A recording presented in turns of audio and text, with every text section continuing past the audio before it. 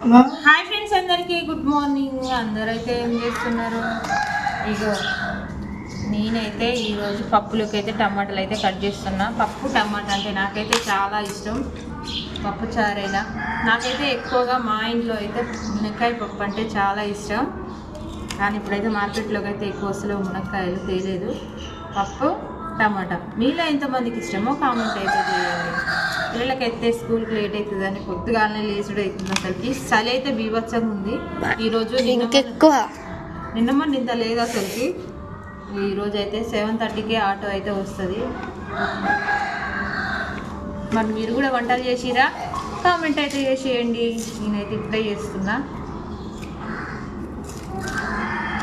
మీరేమేమి కూరలు చేసిరో కామెంట్ చేయండి ఫ్రెండ్స్.